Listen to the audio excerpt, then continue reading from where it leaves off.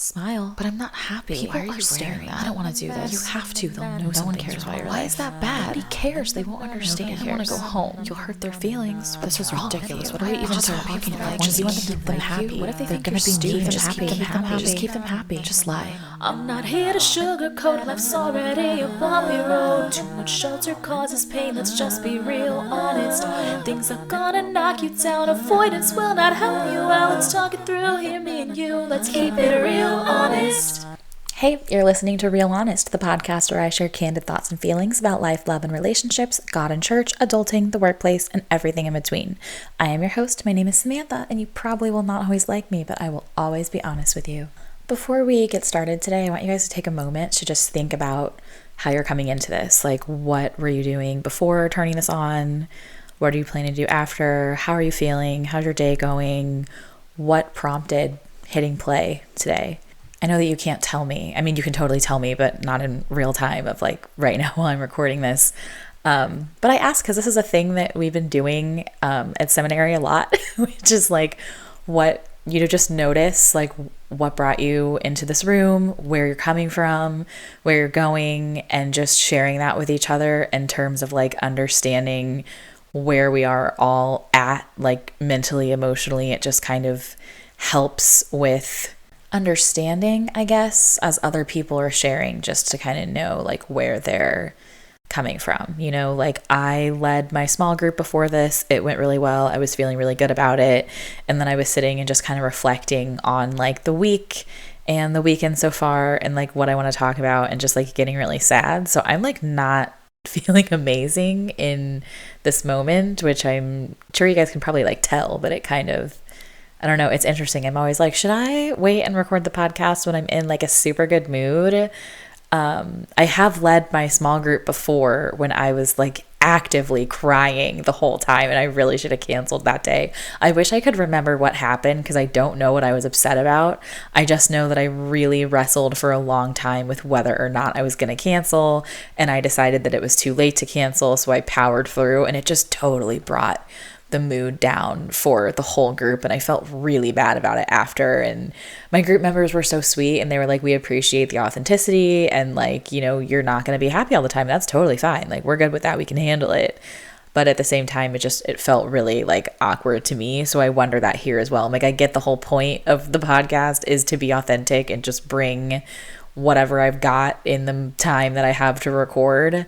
That truly is the whole point, which is why I'm still doing it. But I do still constantly question, like, should I not? I always like to check in on goals, partially because with me having to give an update every week, it forces me to like actually work toward mine.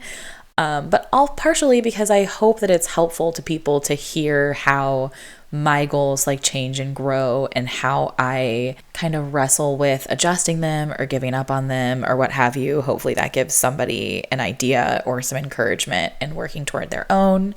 So I have made no progress on my book this week because I used my writing time this week to do homework. And it's only been a handful of days since I've recorded the last episode that went out. So there hasn't even been a lot of time since I last talked about it to do anything.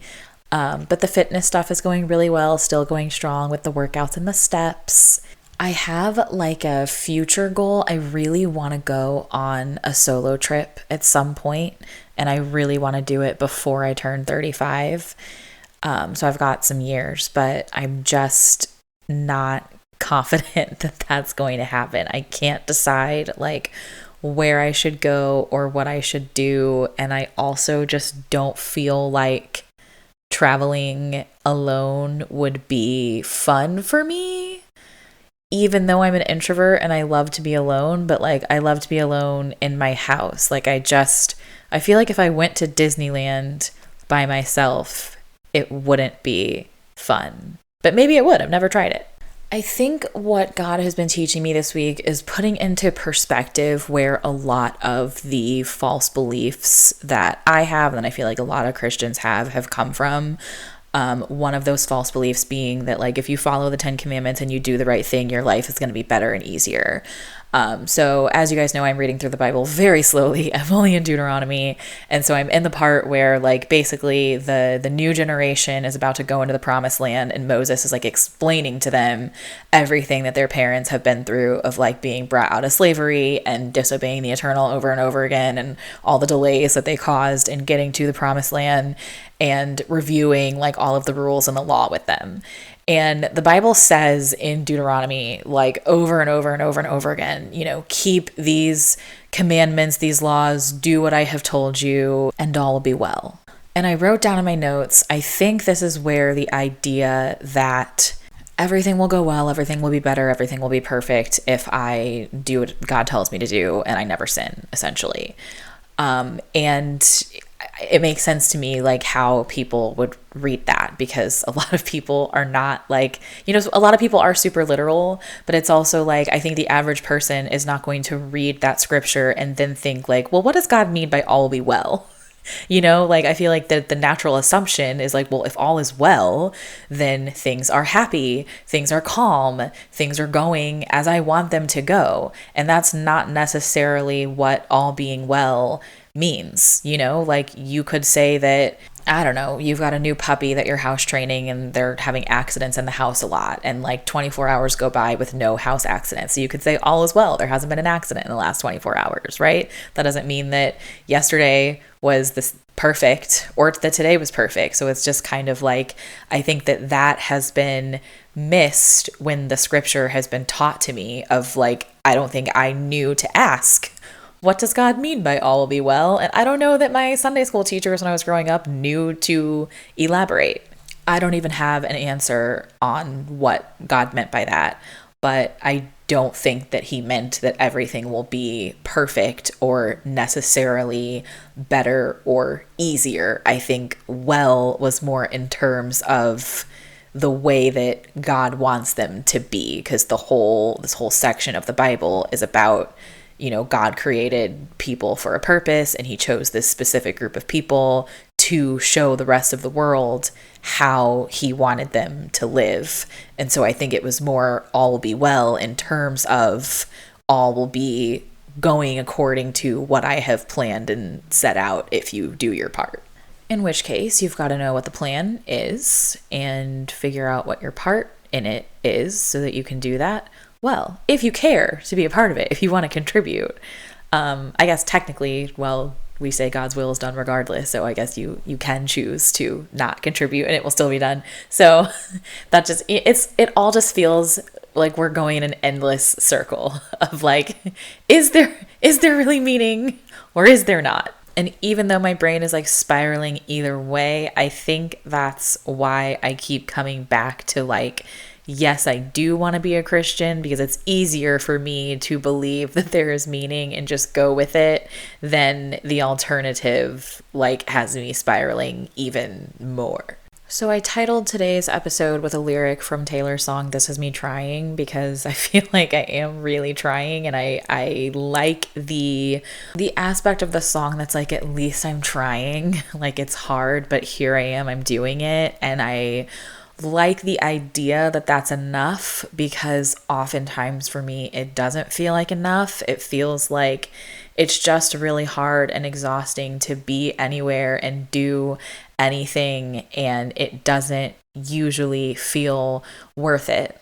I don't feel like I belong anywhere, you know, like I don't feel like I belong in my family. I don't feel like I belong in the state of Missouri.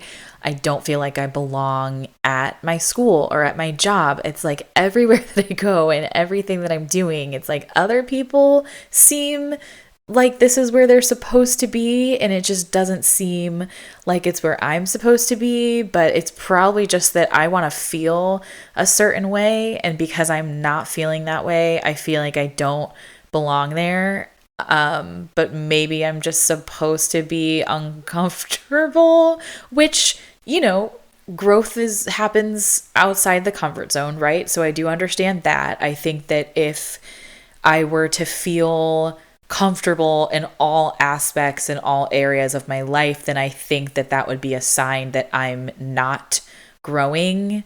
But at the same time, I feel like there should be a level of peace and belonging where like something can be difficult but still feel right. You know, like if I'm in a relationship with somebody and we both really care about each other, we can disagree on something, we can have an argument and like a heated debate even of trying to understand each other, where that can happen, but we can still both have a sense of safety.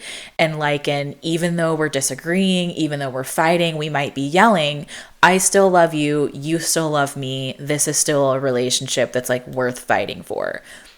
And I feel like I don't have that in a lot of areas of my life. Like I'm just like, I don't necessarily see my job or my school or my family or friends or really anyone, like I don't really see us like really fighting for each other. I kind of see everything as like, it's okay that you're a part of this, but if you weren't, nobody would care. With seminary in particular, I know that I've talked about like my whole point in going was for me to learn more about the Bible. Like I don't want to be a pastor.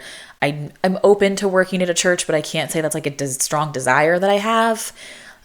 So I really, my whole like reason in going was for personal growth for myself. I do feel like that is happening, but I can't ignore the fact that like overwhelmingly the majority of the students are there because they either want to be pastors or they want to be counselors. Overwhelmingly the majority of the students are in their early 20s. Overwhelmingly the majority of the students are married. And so it's just like there's thing after thing after thing that sets me apart and makes it harder to connect with people. And then it's like there are very few people of color there, which is just an extra thing. There are very few people that don't live on campus, which is an extra thing. And so I just feel like other all the time. Last week we had our back to school like fall picnic, and I really didn't want to go because, as I complained about last week, I hate small talk.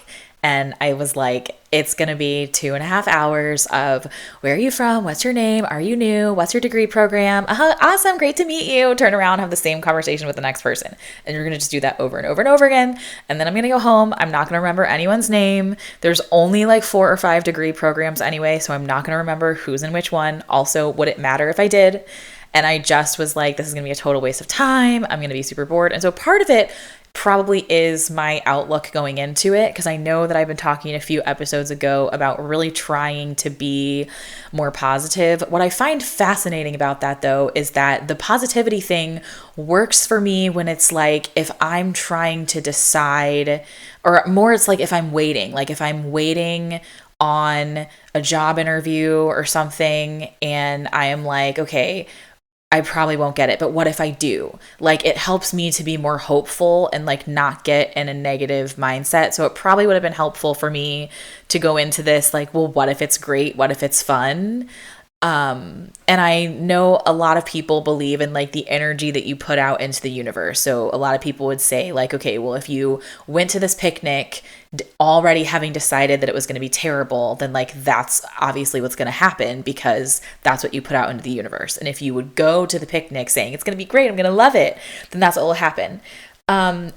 That just has not happened for me, like in my life. Like there are lots of things that I have gone into very excited about and they have turned out terribly and I've had a terrible time. And I've also had the opposite experience. So the whole positivity mindset thing is helpful for me in terms of like, if there's something that's totally out of my control, like if I'm waiting to get an answer for something, or if I'm worried about something, then that's different. But when it comes to like, I definitely don't want to go to this, it doesn't seem to really matter if I go into it with a positive attitude or not. Like sometimes it turns out great and sometimes it turns out terribly. The picnic actually did not turn out terribly. It was very largely super awkward and like exactly what I expected.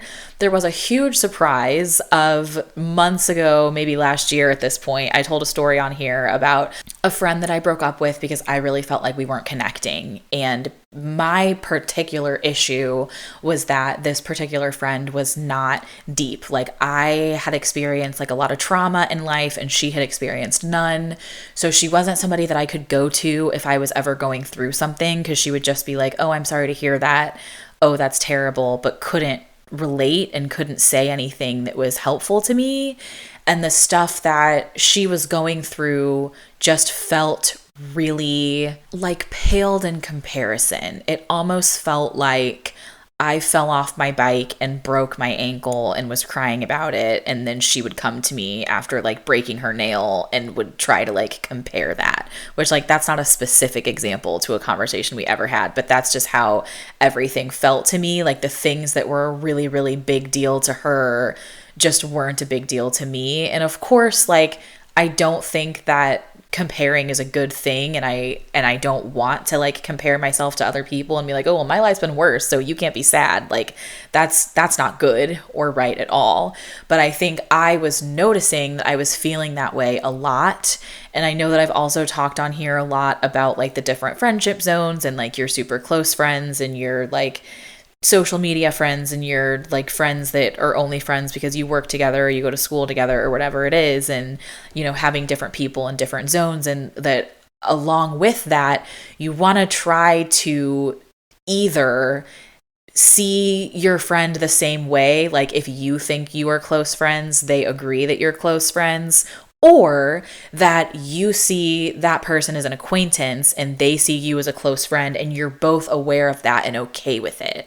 So I think the biggest issue I had with this friend is that whenever we would spend time together, I didn't feel like we were getting any closer. Like it just really was not a valuable use of my time. The conversation was very surface level, and she was getting a lot out of it.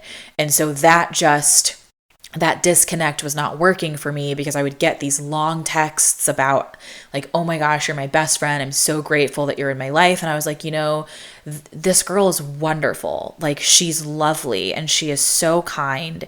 And she is a friend that will absolutely show up. I mean, if you go through a breakup, she's over in an hour with ice cream and movies and like is so lovely in that way. It's just that the conversation that I would need to go along with the ice cream in the movies wasn't there. And I was really feeling like she really deserves a friend that sees her the way that she sees me. And I talked to like a mutual friend that we had at the time who was explaining like, hey, I totally get it. Like I know how you are and I know how she is, and I see how this isn't a good match. And I think really and truly like you ending the friendship is saving you both time, because the time that she's currently spending with you, she could be spending with someone that she's really gonna connect with. And as long as you keep saying yes when she wants to do things, you're taking that time away from that person for her, and vice versa. Like there's somebody that's going to be as deep as you need them to be, and you're not able to meet them because you're hanging out with this girl every Friday night. And so that really resonated with me. And I ended up like sending her this really long text, like trying to convey, like, I think you are great. Like you, please don't think that you have done anything wrong. You've done nothing wrong. I really just don't feel like we are on the same plane or like moving in the same direction. And like just this friendship as it is really not working for me. And she never responded, which like I didn't expect her to, because really and truly, how do you respond to that? Like I was talking to somebody, one of my friends, about this recently, and she was saying like, oh my gosh, it's just like a breakup. Like it's kind of like when you go on a few dates with a guy and then he sends you the text of like, hey, this really isn't what I was looking for. And I'm like, yeah, but also like what response do you give that guy? You know, because it's like the only reason to respond is basically to either acknowledge that you received the message, like, okay, thanks for letting me know, or to say, like, to fight, to say like, I don't agree with you. Like, I want this, you know? And I just kind of feel like if somebody has very clearly told me that they don't want this, then why am I going to go out of my way to tell them that I do? So she never responded to my message, and I did not expect her to. Like, I wasn't surprised by it. Hadn't seen her talk to her in like a year and a half. And then I am at the back to school picnic last week, and she walks in and like waves at me from across the greenery. And I am like, oh my gosh, am I in the twilight? Like, what are the odds?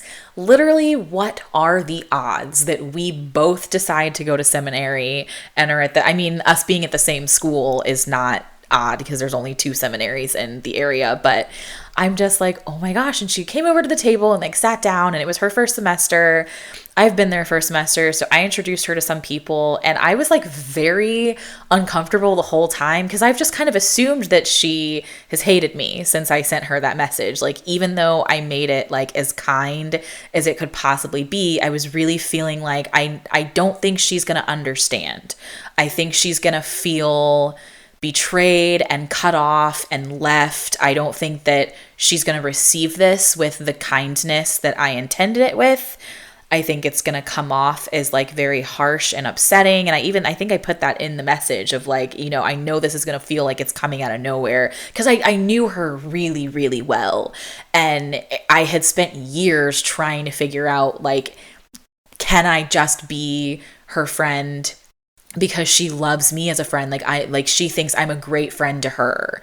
And just because she's not fulfilling my needs as a friend, like, can it be enough that I just fulfill hers? And that really wasn't enough for me. And I feel like that feels really rude. So I had made a lot of assumptions on like of how she received it and how she felt or whatever. And it was actually really great to see her. Like, it sounds like she's really been through a lot since we had last seen each other and talked. And she was telling me her story about how she got into seminary and what her plans are. And she seems to like have really made a lot of changes and like big moves are on the horizon for her. And I am really excited for her. Like, truly, honestly, it was great to see her. And we like walked to the parking lot together. She gave me a big hug, and I was like, she's so lovely and she looks really well. She looks really happy, and I am genuinely happy for her. Now, I don't know if we're going to become friends again. I don't know that I have a particular like desire either way. I'm totally open to it. But if I had not gone to that picnic, I wouldn't have had that conversation with her. And maybe that conversation didn't change either of our lives, but it was so interesting for me that I very like heavily felt prompting from the Holy Spirit of like, you have to go to this picnic. And I was just like, really, really didn't want to, was just like fighting against it. Like, I went to the picnic kicking and screaming. And then on the way home, I was like, I wouldn't say that I had fun, but I definitely am glad that I went. I feel like, you know, I felt like God told me to do something. I did it. And then I was, in the end, happy that I did do it. And so then the next event that we had, though, was a few nights ago. We had our women's welcome dessert. And this event, I also did not want to go to. Same thing, where I'm just feeling like it's going to be 2 hours of small talk. I'm really over this. I don't want to do it anymore. I'm not making any friends. And even though I saw this girl that like I used to be very close with at the picnic, I didn't have like particularly good conversations with anyone else. I wouldn't say that I had bad conversations, but it was a lot more of the small talk of like, all people could ask, like, what classes are you taking? Do you like your professors? You know, whatever. And so that was pretty much what happened at this women's welcome dessert. It was just small talk after small talk after small talk. And what I find is whenever I am in these environments, I somehow end up on the outskirts, where it's like, we're in a room and everybody's kind of in the kitchen, like all standing around the island, and they've got like sparkling lemonade on the counter. They've got coffee on a different counter. They've got cupcakes, and people are just kind of moving around, you know, getting their snacks, their drinks, whatever. And as they do, they kind of stop. They form a little circle of like 3 or 4 people, and they start talking about something. And I never seem to end up in any of these circles. It's like if I walk up to one, it's to join one, it's right at the tail end of the conversation where the people immediately leave as soon as I join it. Or I'm kind of standing in between two circles while they're forming to where I could be in either one. And I'm just kind of listening to both of the conversations, but I'm not really a part of any of them. And nobody was rude. Like, I definitely did not feel like anyone was intentionally excluding me or anything like that. I think it was more like at one point, a group of girls were talking about reality TV shows that they love. And I'm not really a fan of reality TV. And I had not heard of the majority of the shows that they were talking about, or I had heard of them and like knew that they weren't my jam, so I didn't watch them. And so my options were kind of like nod along and laugh with everybody and just kind of go with it to be part of the thing, or stand here and say nothing. Or, you know, I guess I could have honestly been like, I really don't like reality TV, but I don't like to put other people down. And it's like, you know, they're standing here talking about something that they love that brings them a lot of joy. So it feels rude to be like, I don't find joy in that. And then, you know, that just like, it ends the conversation and it's awkward and it's weird. And that's part of why the small talk at seminary is so awkward for me, because most of the students are not from here. Like, they have moved to St. Louis to go to Covenant. And I have been trying to escape St. Louis my entire life. So it's so awkward when people are like, I'm from New York, I'm from California, I'm from Chicago. And I'm like, I'm from here. And they're like, oh, do you like it? And I'm like, I don't want to lie to you. So like, honestly, no. But that abruptly ends the conversation. Or they're like, well, why are you here then? And it just makes things like weird. And I feel like I have to go out of my way to be like, just because I don't like St. Louis doesn't mean that you shouldn't like it. I think a lot of people don't like the places that they live. And for a lot of people, it's very difficult to just like up and go somewhere else without prompting of like a job or a family member or something. So after about an hour and a half of just kind of trying different circles of women and not connecting and not really being able to be part of the conversation, we move to the living room and everybody just gets in a giant circle and we go around the room and do, what's your name? What's your degree program? How long have you been here? And there was a bonus question of, what is something that people would be surprised to find in your car? I will say I like that they had that question in there, because when I think back to this event, while I don't remember most people's names or degree programs, I remember a lot of faces. Like, I can picture somebody in my mind and I'm like, I know that she has this item in her car, which is interesting because that's something new. It's like everybody has a different answer to that question. And a lot of people had a little story that they would tell to explain why that item is in their car. And so that I liked, like, that made it easier to get to know people. But it also kind of set me apart also because everyone was like, oh, my car is so dirty and I've got this and this has been in the back seat for 8 months and whatever. And I was the only one that was like, my car is really clean. And honestly, there's not a whole lot in it. I mean, like, I have a tire pressure gauge. I have my car manual, a first aid kit, and an outdoor blanket. Like, that's all that I keep in my car. There's no story for me to tell about any of those things. And so it was just kind of like, I was the only person in the room who said that my car was clean. So I guess that could be a thing, but it was like everybody else kind of was on the same page of like, their cars are so dirty and there's like stuff under the seats that they don't even know is there. And it was just another thing that was like bonding everyone that I was like on the outside of. And then I think they also asked everyone to go around and say what church they go to, which is another thing that sets me apart because everybody either goes to a local church or has moved here so recently they haven't found a church home yet. And I'm the only one that, like, my church is in Charlotte, North Carolina, and I go online. And so then I'm like, have to do how does online church work? What? You go to church online?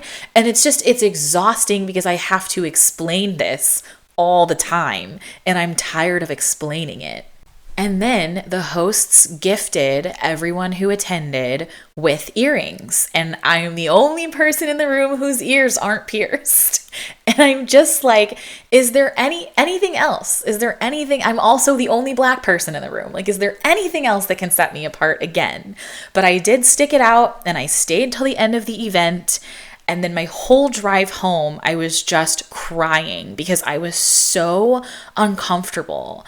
And I was just like, you know what, God, I tried. Like, I came to this because I want to get to know the other women at school, and I want to be kind, and I want to be helpful, and I want to be a part of something. I want to have a community, and it's just not working.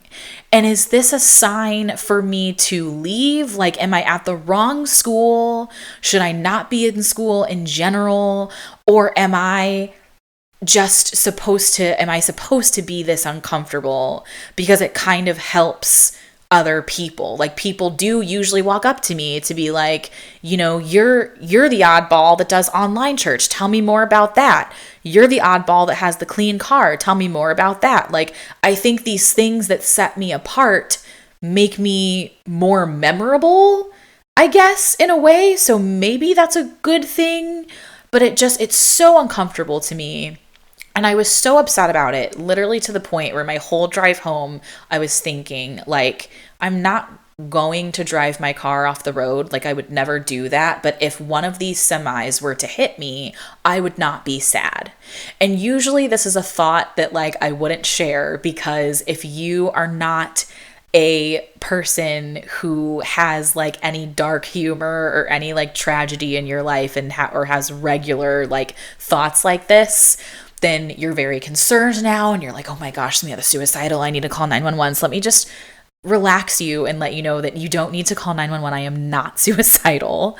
I do often think about being hit by other cars when I'm driving, and that I wouldn't hate that. It's part of the way that my brain works. It just is what it is.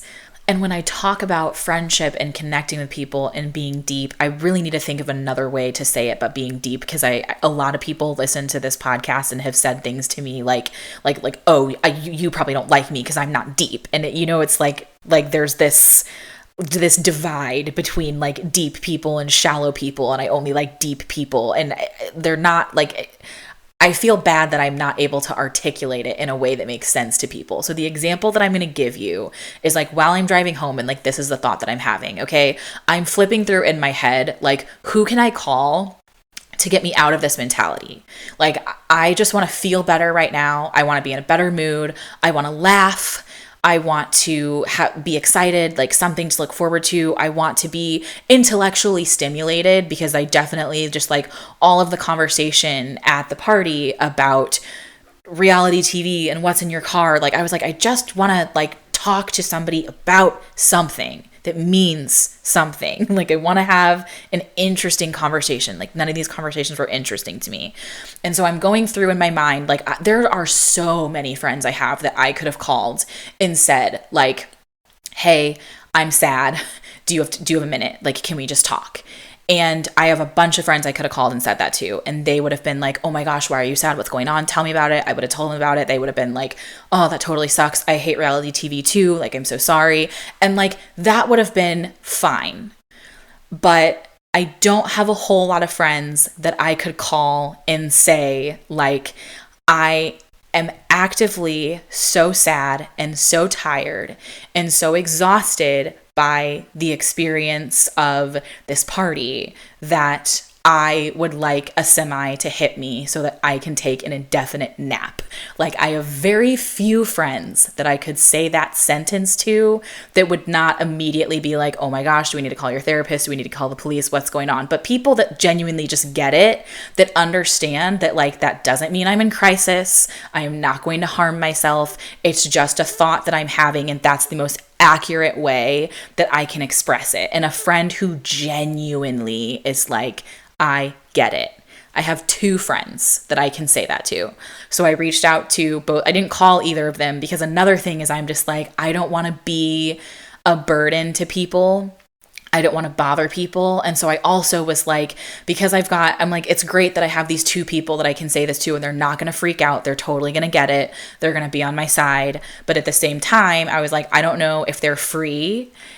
Even if they're free, I don't know if they're in the headspace to like receive this right now. So that's another thing. And there's just another factor. And so I was getting very anxious. So I was like, you know what? I'm going to just text them.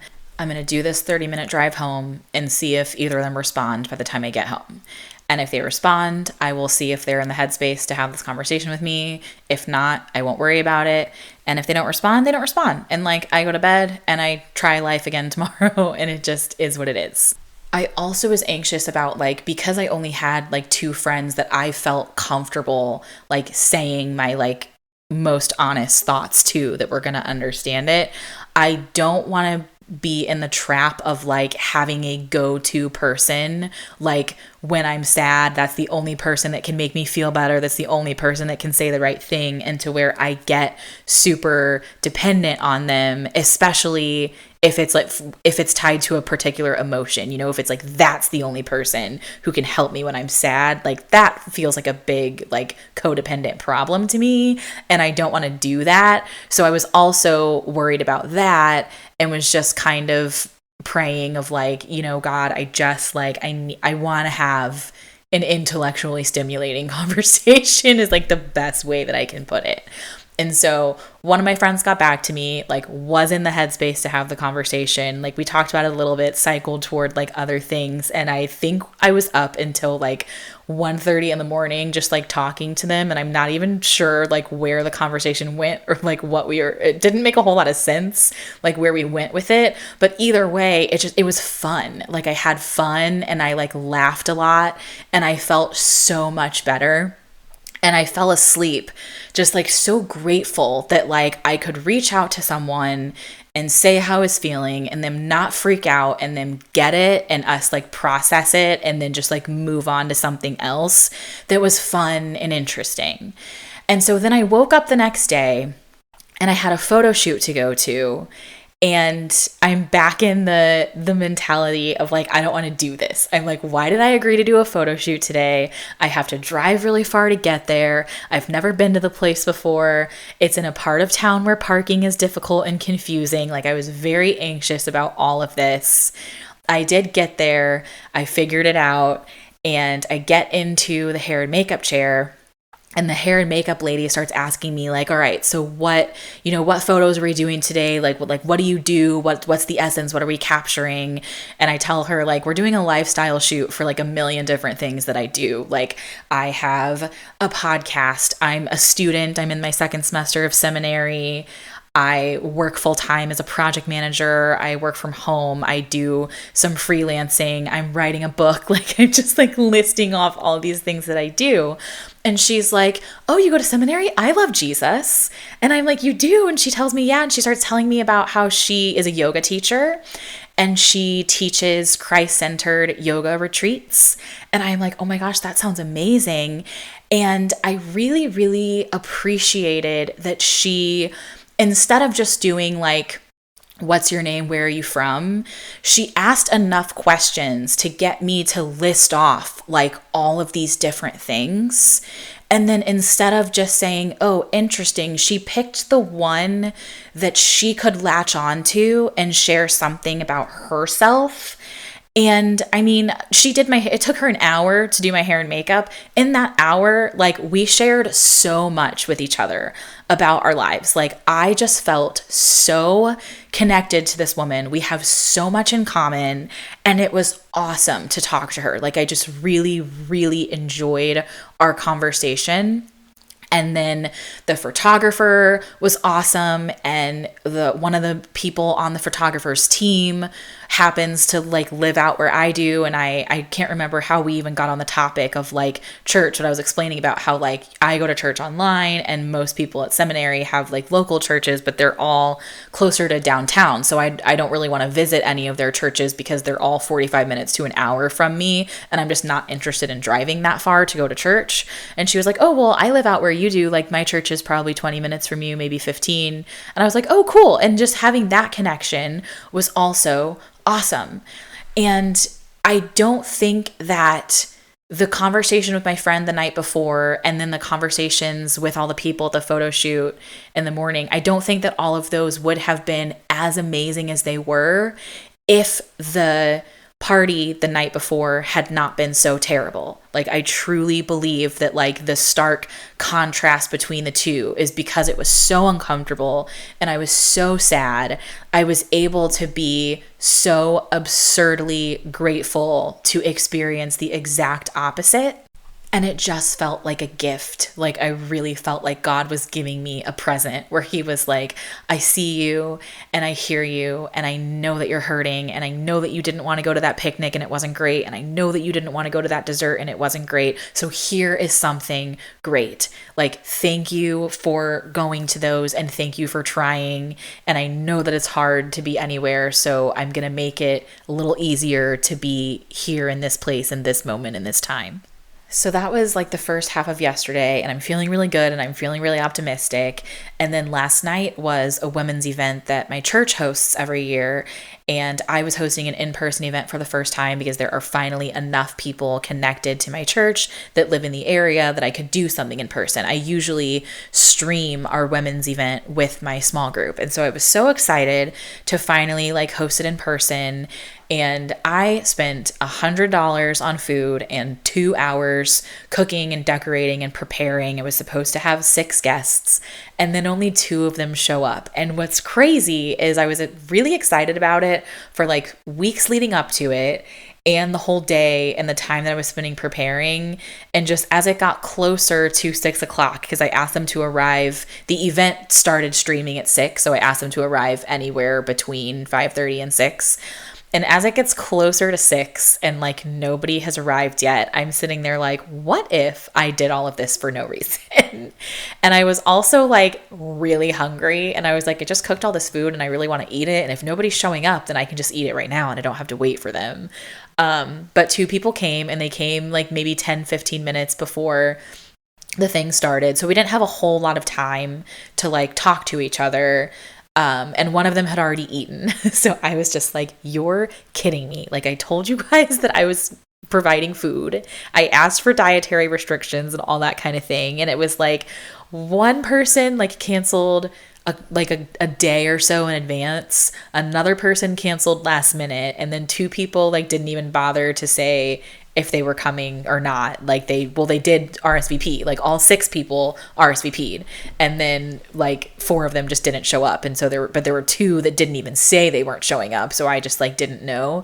And I was so frustrated that I spent the money and the time and the energy to the point where like I couldn't even really focus on the sermon that we were watching. Like we do, it's like a like extended worship time, and then our pastor's wife does, who's also a pastor, but she does the sermon, the message for us, and I couldn't even pay attention to it because I was so irritated that I had made all this food, and I'm sitting there thinking like, oh my gosh, if only this event had been Thursday instead of Friday, because if this event was on Thursday, then I wouldn't have gone to the thing my school hosted that I didn't want to go to that was miserable. Like I wouldn't have gone to that because I would have been hosting this. And also, Thursday is like the last day of the week for me to cancel or edit my HelloFresh order for the upcoming week.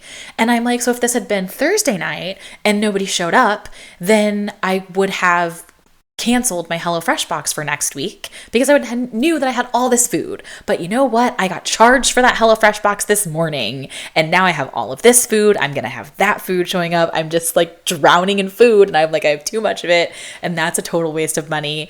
And then on top of all of that, okay, like we're sitting here and the event is starting, and like right as the sermon starts, like one of my friends that I have not seen in a really, really long time that I really miss hanging out with texted me and like asked me to hang out. And I was like, are you kidding me? Like of all the nights for you to like finally have time and for us to both be in the mood to be like out of our houses, which only happens like once every blue moon.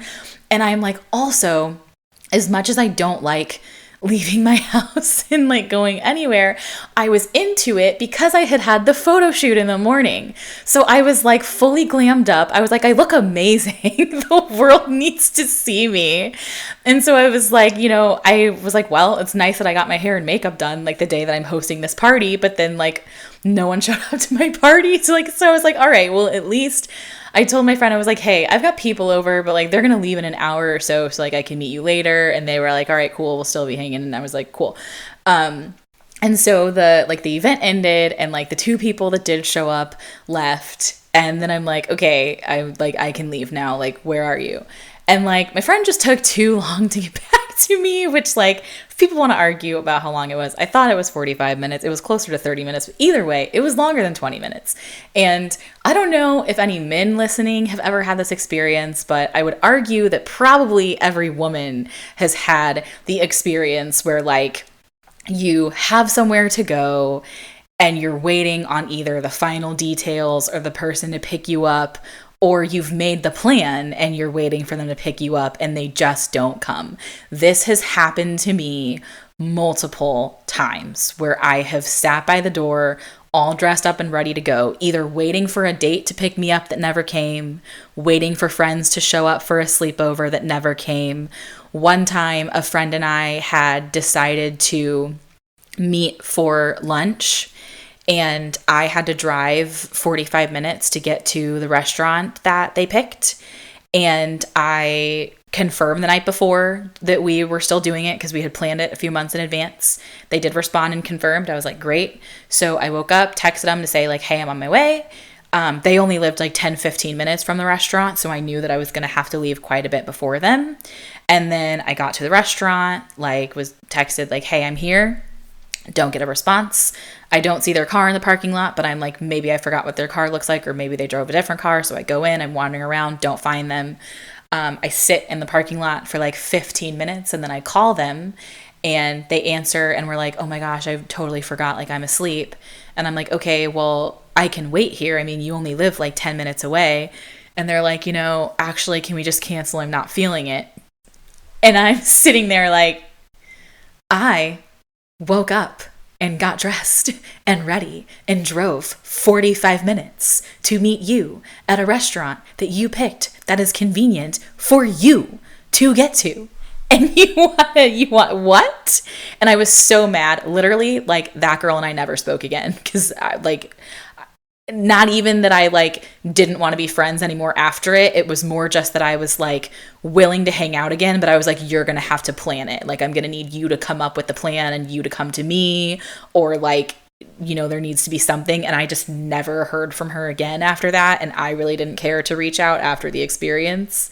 So basically, I have been burned a lot and it's very, very frustrating to like go through all of that and then the person cancel. But it's also very, very embarrassing to be like waiting by the door for the sleepover that your friends don't show up for, or to be waiting by the door for the date that never comes and that kind of thing. So because of all of that past experience, I now am very wary of like, if I have to wait on somebody for something, what I do is I am just like, I'm not going to sit here and like wait for this person to text me so that I can do the thing. I was like, I'm going to go on about my evening. Like I just had people over. So I had to clean, I had dishes to put away.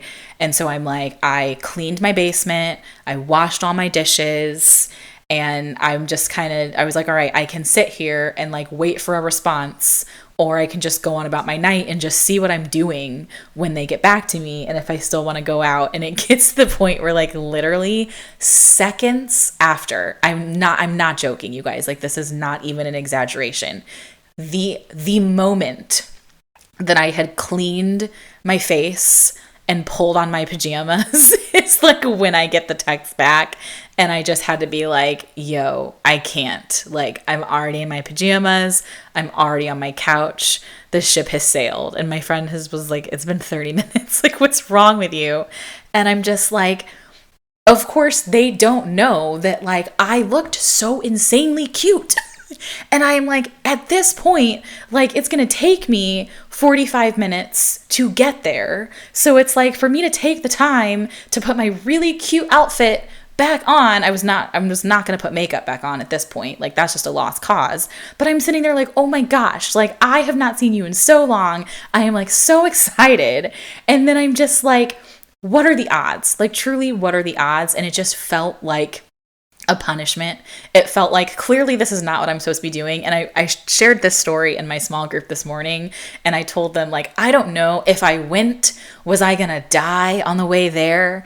And God saved me by making the message come in at the exact moment that it was too late for me to participate in the thing. Like, I don't know. But then I was anxious because I was like, now I feel like I look really flaky. Like, I said that I was going to do something and then didn't do it. And like, I hate that. Like, that really bothers me. And I'm also like, am I ever going to see this friend again? Like, probably not, because we just like don't have the time or the energy that it takes. So then, of course, I spend the rest of the night thinking, like, are they mad at me? Like, what if I really could still go? But at this point, how late are we going to be out? Because I have to lead my small group in the morning. And do I want to deal with that? And like this, I'm already here. I only have one more episode of Emily in Paris. Like, I may as well just stay here and finish that. And like, who needs friends? I don't need friends, whatever. I will just lay on the couch alone forever for the rest of my life. I will never see any of my friends. All my friends will just continue to be people that live in my phone that I talk to. And sometimes we have great conversations and sometimes we have okay conversations. And that has to just be enough, I guess. Like, I don't know. And of course, my mind is just like spiraling and it's all over the place. And I'm so sad and don't know how to fix it. And it just really, really, really, really sucks. But it's just, it goes back to like, it's hard to be anywhere. It's hard to be in my own house hosting an event. It's hard to be in my own house alone when there's somewhere else that I could be or somewhere else that I want to be and I just can't get it together to like get there. It's hard to be at school. Like, it's just, I feel like I can't go anywhere and I can't do anything. It's just like perpetually uncomfortable, and it feels like everybody else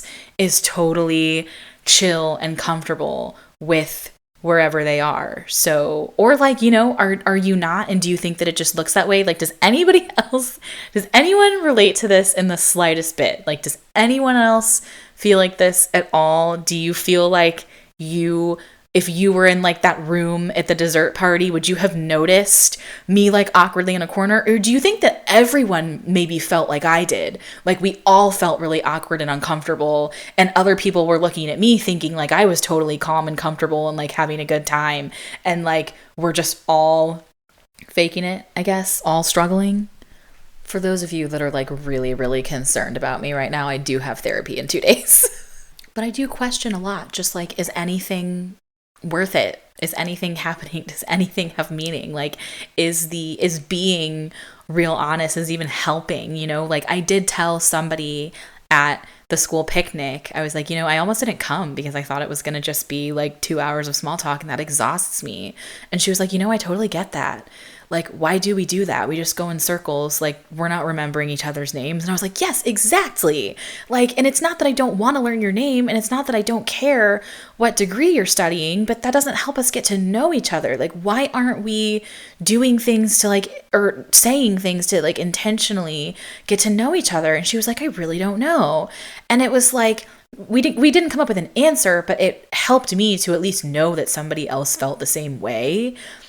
And then same thing at the dessert thing that we had. Like, I stayed after a little bit because one of the women who was sitting near me, she's like, hey, you know, I'm sure that you feel like a little singled out and really different, but I just wanted to encourage you. Like, I was 31 when I started seminary, and I was working full time, and I did seminary part time, and it did take me about 1.5 years to like really make friends and like find my people, but it did happen, and I just wanted to encourage you to like stick with it. And I thought that was really kind. Like, I definitely felt like seen by this woman, but at the same time it was discouraging because I was like, I don't know that I have 1.5 years of these events in me without seeing some kind of progress and like enjoying it to some degree.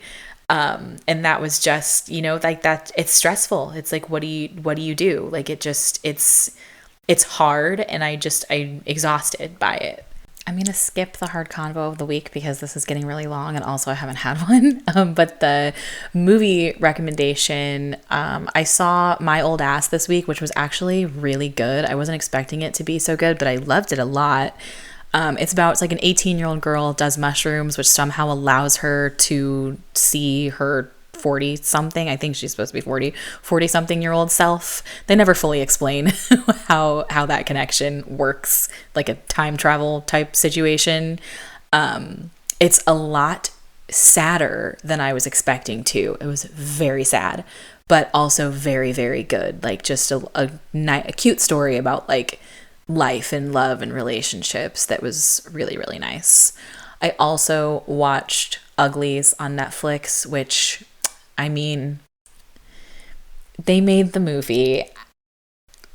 If you really, really love the book, maybe don't watch it. I'm really not even sure. I mean, Uglies was one of my favorite books growing up, and I reread it a few weeks ago, and I enjoyed it. I think I appreciated it more as an adult, but I really enjoyed it.